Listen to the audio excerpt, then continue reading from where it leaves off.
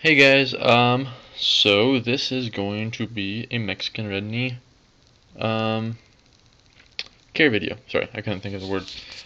So this was requested to me by someone. I forgot your name, sorry.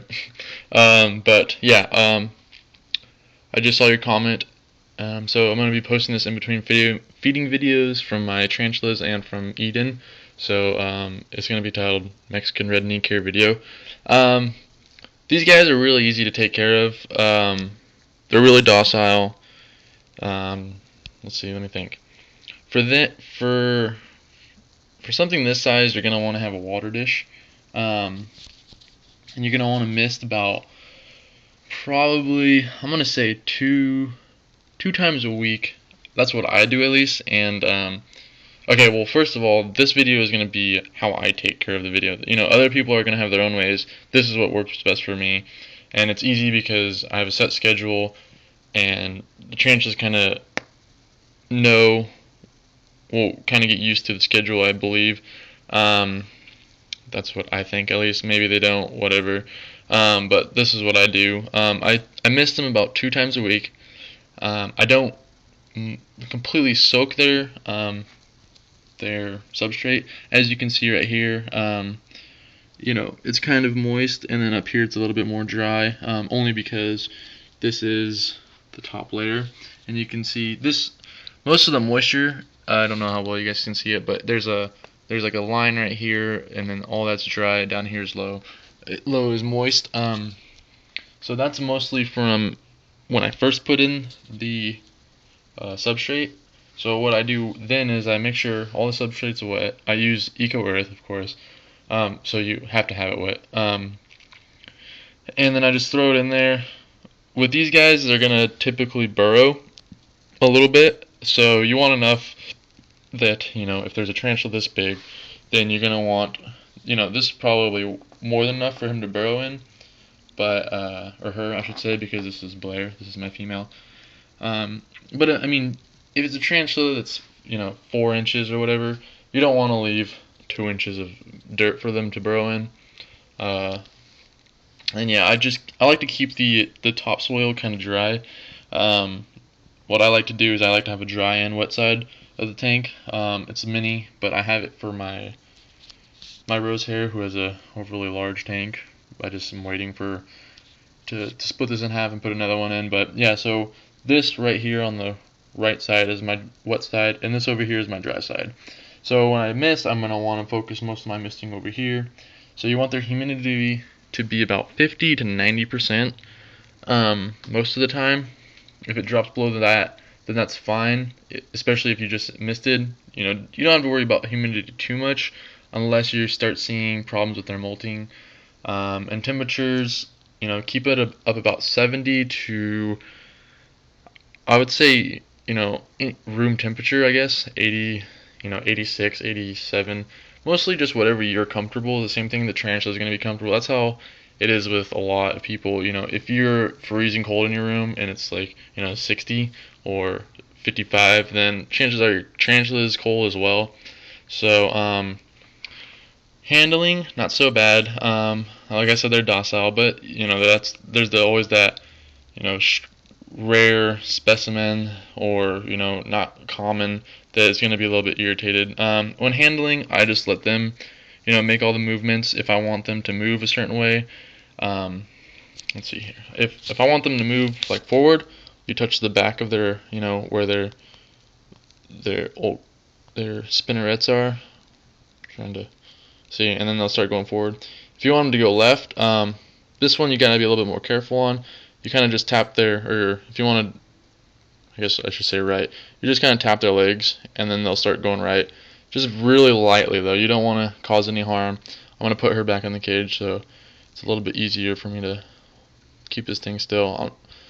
And they're not venomous, but however, if you are allergic to a bee sting, they say that the venom is equivalent to a bee sting, because bees have venom. A lot of people don't know that. But as you can see, okay, I want her to go right, so push her right. And another good thing is, this is what I always do, take a Q-tip, a paintbrush, I use Q-tips because it's kind of more, in my eyes, it's sterile. It's kind of like a plastic glove. When you can throw them away if they get dirty, or if you want each individual tarantula to get a new one just in case. And you can like kind of see how upset they are. She never really gets mad at me. You put it in front of her, and that's just a good way to test their temperament. Signs like for red lights, I guess indicators would be not eating. Sometimes it's not rare for them to not eat for a month at a time, but if they're not eating, they're getting stuck in the molt, or there's like bleeding coming from their legs or their abdomen, that's gonna be something bad. When they get stuck in the molts, that's bad because they can potentially die. And same thing with their bleeding. That's another thing you got to take into caution or consideration when you're holding them. You don't want to drop them because they do have an exoskeleton on the outside of their shell, or I mean body, as opposed to inside like humans. And let's see. So pretty much the signs of a healthy tarantula are going to be that they eat, that their molts are nice and clean. I have a molt right here. This is Elise's molt. You can see, it's nice and complete. There's nothing missing or anything. There's nothing still stuck on her. Everything's really nice. But yeah, other than that, they're really easy. They're definitely a beginner species, I would say, just because they're so docile, and they can go.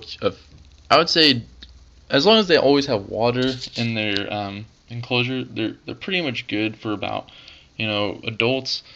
A couple weeks, they're fine without eating, because you got to think they are naturally in the wild, and the wild doesn't always present the opportunity for them to be eating twice a week, once a week, and then feeding them, like with her, I'll feed her. Let me see here. I'll feed her a large cricket. I don't have one on hand right now, but okay. So say her abdomen is this big, you feed her a cricket that big as well. She can have no problem eating that. And then if she eats something that big, I would wait till a good couple days to feed her again. If you're power feeding her, power feeding is gonna make them grow a lot faster, and they're gonna be shedding. Oh, here's a cricket that's a good size. So see, that's my finger. And my finger. Oh, I'll just use like this pencil. So there's an eraser, and there's like 1, 2, 3. So about 3 erasers wide, and then 1 thick. What else was I saying? Oh yeah, and then feed them about once a week if it's something big, twice a week if it's something small. Power feeding is going to make them grow a lot faster. But you also want to be careful when power feeding, because sometimes if you're trying to breed, power feeding is not the way to go. You want to feed them enough so that they'll grow, but not too much so that they're growing too fast and they don't mature sexually correctly, I guess. And then what else? Oh, spiderlings can probably go, I would say I wouldn't go any more than 2 weeks without feeding a spiderling. They're going to be needing the nutrients more than the bigger ones because they're going to be growing a lot faster. And a typical Mexican red knee is going to be living, anywhere from, if it's a female, 10 years plus, around 20. So, depending on how you keep it. So, if you're gonna buy one, it's kind of a long-term thing.